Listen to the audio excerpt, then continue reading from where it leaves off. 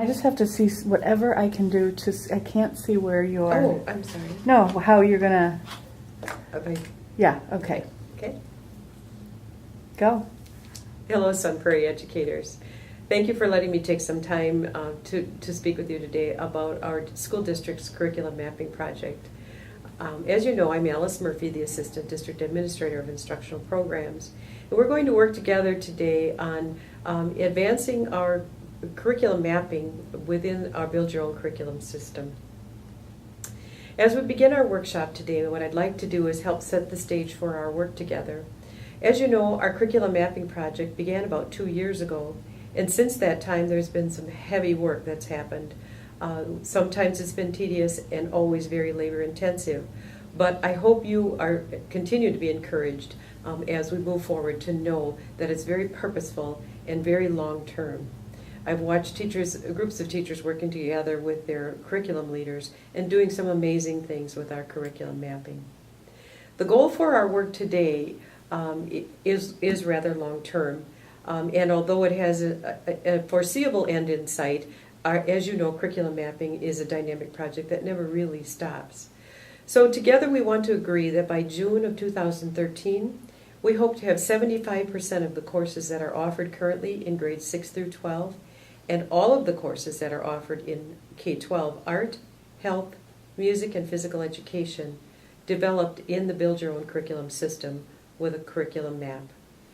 What I mean when I say the courses would be developed, I mean that the course itself is entered to include a course overview, the units of instruction with the duration of each unit, the topics that will be taught, a list of academic vocabulary, the assessment types must be identified, and then, very critical, any common assessments that have already been developed need to be linked carefully to the course. Let me review with you for just a minute the purpose of curriculum mapping by just giving it a little more definition. And I know we've been working together on this for a long time, so you have a very fundamental understanding of it, in fact, a great deal of understanding in some cases. But the purpose of curriculum mapping, as we've defined it in our district, is that we know it to be very different from any other form of curriculum development. What a digital curriculum map will allow us to do is to reveal to each other our actual professional practice. We're able to share digitally with one another what we're doing in the teaching and learning process, especially those who support our work, other teachers in our department, other teachers at our grade level, other teachers and assistants that support our teaching and learning, and the resources that we're allowed to share. We also can share our curriculum mapping then and all of our course ideas with other school districts in our state who also are on the Build Your Own Curriculum system, as well as our counterparts in other states of the nation. I know some of you have already explored what other districts and other states are doing with their curriculum mapping, and that's served to our advantage as we're able to share back and forth good ideas for reinforcing our teaching and learning. With a curriculum map, we're able to learn from others. It's very immediate because our work is there in front of each of us, and it's very authentic. It explains exactly what we're doing, propose to do, to increase the learning for our students. A good curriculum mapping project starts with the standards so that we all agree from the places where we are starting as we design our units of instruction around those standards. A curriculum map also provides for us very clear and linear scope and sequence for our work. For instance, with science, K-5 teachers can really share their work, their units of instruction, the sequence of the learning for elementary students with the teachers of grades 6, 7, 8, 9, and all the way through high school. It also helps those elementary teachers then to understand where their students need to be as high school learners to get ready for their graduation and their college and career beyond our own public school setting. So I know you understand the very solid purpose of good curriculum mapping. It also helps us to standardize our teaching, and that's something we hold as a very high value in the Sun Prairie Area School District. We believe that we need to start very clearly from standards. In the past, our Wisconsin Model Academic Standards are now converting to Common Core in literacy and mathematics, and soon we'll have the new Generation Science Standards. All of this directs the kind of work that we use as we design our explicit instruction in our courses. So from the standards then, we create course outlines, again, units, resources. We prepare for differentiated types of learning and share those ideas with one another, and then create common assessments. All of this happens, this work happens even before we put any of the digital entries into our curriculum map. But it helps us to standardize what it is we're doing in all of our classrooms throughout our district. I believe that improved instruction, and I know you do too, is intentional, it's not incidental. And what I mean by that is that we are intentionally taking steps forward to improve our professional practice. In many ways, it's like a medical model now, where we are documenting, very clearly documenting what it is we intend to teach, because it gives us a chance to analyze what we are putting in place and then take prescriptive action to make improvements as we can work with our colleagues to bring the best possible ideas to the delivery of our instruction. It also allows us to utilize data because it gives us a very clear place to enter the data and to share it with one another as we make decisions about what and how we are teaching. We can form professional learning communities and collaborate around the data that is very much present within our curriculum map. And then by that means it helps us to improve every aspect of each and every course that we are preparing. One of the real purposes for our works, our intense work right now on our curriculum map, is because we are getting prepared to become very effective educators.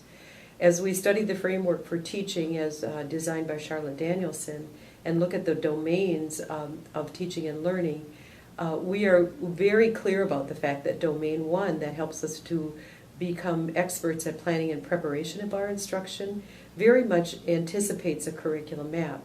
This last summer, I know I shared with you, I had the opportunity to be at a workshop with Charlotte Danielson as she helped us to understand how good curriculum mapping for 21st century learners really helps us to deliver it according to the domains and the framework for teaching that she has designed. So let's take a minute now and just look clearly at the framework for teaching that Charlotte Danielson provides for us, and look at the planning and preparation components that she has outlined in this domain. The demonstration of knowledge and of content and pedagogy are included as we are creating our curriculum map. Demonstrating the knowledge of students, setting the instructional objectives clearly happens in our units and topics. Demonstrating the knowledge of resources, designing coherent instruction, and designing the student achievement aspects to include assessment is all part of domain 1. As we work together to create our curriculum map, that's very clearly the focus of our planning together. Then I would also want you to focus on domain 3, which talks about instruction.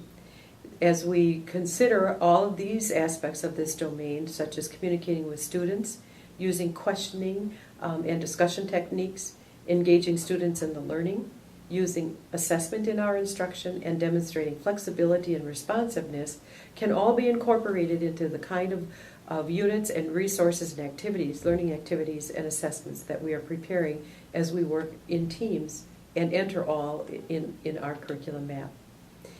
So, all that being said, it's time to stop and say, where are we now with curriculum mapping, and what have we already achieved in terms of creating our Build Your Own curriculum? Now I'd like to take us back to the beginning of the school year when we talked about curriculum mapping and the 4 phases, because it's a time for us to assess where we have been, what we have achieved, and the stage that we are currently at in this curriculum development. First of all, phase 1 is laying the foundation.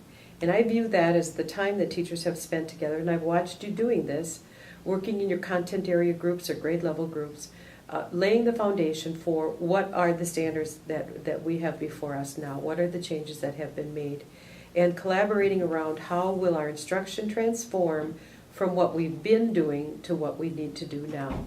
So most of our groups have already engaged deeply in laying the foundation and understand the purpose of the standards. You've unpacked the new standards, and you're very clear about the crosswalks or where we need to be now. I believe as a district I can say we're safely out of phase 1 and very strongly into phase 2, which is launching the process. Now, the steps of launching the process include actually creating those maps, designing the units of instruction together, deciding as teams the duration for how long we intend to teach each of the units, and then how those units will break down into topics, resources, activities, and so on. I would say, for the most part, most of the teachers in our district that are involved in the mapping project are really pretty much into or going past the launching the mapping process. So then we move to phase 3, which is the next big dimension of our work, and will take us into, I would say, the next few years before we are able to get this entirely accomplished. And that is informing the maps with assessment. What we're going to be doing during the next stages is reviewing the instructional units that we have created together and looking at how that instruction is the best model we can produce, and then embedding all of the necessary assessment tools. It will take us a while to get those perfect, and they will change over time, but it's important that we at least get some common pieces in there that we can agree will actually measure the achievement of all of our learners. Then finally, the fourth phase is advancing the maps into the future. And again, that's going to take us into future months and years of time, because our curriculum maps will continue to evolve. I know it's hard to believe it when we're starting the process together that this is really going to be long-term, but a digital curriculum map is really the avenue that will take us all to where we want to be, and to have a dynamic set of learning tools that can be consistently shared among all of our educators. So what's Build Your Own Curriculum actually going to look like when it is complete? And I know we've had these discussions several times, but what I want you to remember is that there will be a public view of our curriculum map. Right now we are able to look at maps from other school districts, and they will be able to see ours. So it's imperative that we produce the very best quality that we can. What our public will see, our own families in public will be able to see our curriculum maps as they're lined out for each content area. And when they go to the public site, they will be able to see the course overview and then the units of instruction. As they click on the units, they will be able to see, of course, the duration and perhaps the topics, but it's up to us to decide then how much more deeply the public will be able to go to our courses. I can tell you that there's a lot of anticipation in our community already, waiting for these documents to be available to our parents and students in particular. So we're anxiously waiting the day that we'll be able to publish at least most of them to the public site. Now, from the teacher's point of view, as you're working with your curriculum leaders, what are we actually expecting when we say the courses will be developed? And you can roam around in BYOC, I know you've done that already, to take a look at what do really quality courses look like in the system. What I'm showing you now is the English 9 selection of courses, and we'll be able to select one and see that in Exploring English, you can see there that the credits are listed, the course duration. There's a nice course overview that would give anyone a good broad idea of what the course will offer to students. Then there's a selection of the units, and again, all of those are listed with the duration of time that the teacher intends to use to teach them. As you click on each of the units, then you'll see the learning topics broken down, also with a bit of a description, and then also the duration for the days of instruction. We could continue to roll through this course, and you would see academic vocabulary, learning resources, and assessment documents already embedded. This is a very high quality course that I view as a model for the rest of us as we begin to develop the rest of the courses that will be entered. Another really fine example that I'm showing you here is the 8th grade health course. Good course overview, lots of units, the duration is there. The teachers are already teaching using this instrument to keep them moving along in a very common way with all of their 8th graders. The topics are listed there with also a duration and days of instruction. You can get to the topics, break down more deeply, get more description, and also the knowledge and skills associated with each of those learning topics. Health teachers have already embedded their assessments with rubrics that are common for all their teachers. So they're very advanced in their development, and I would say that they are, if you're looking for a good model of a quality course development, go to the health and Phi-Ed teachers' areas. This is a sample of Phi-Ed skills, so that broken down again by duration. So it's very common for all the teachers to be able to share. So lastly, what I'd like to do is then just get us ready and launch us for the rest of our work today. Your curriculum leaders are going to now take over and help you to work through a couple of stages. Go back. There. Okay, we're going to ask you to take a look at your BYOC matrix with your curriculum leader, and on there you have documented the work that you've already accomplished. I want you to spend a few minutes reviewing that, and that will allow you to set the goal for what you hope to accomplish today. You will all agree upon what you're going to get done, and at the conclusion of this workshop you will review together again what you have been able to complete, and then indicate this on your BYOC matrix. So at that point, as you conclude your session with your curriculum leader, you will create a plan for continuing the work throughout the rest of this year with a goal in mind for where you will be by the end of June 2013. And finally, I would ask that you complete the evaluation for today's workshop before you leave. And let me express my great appreciation to you, first for letting me get you started for your work today with a great deal of encouragement. Thank you.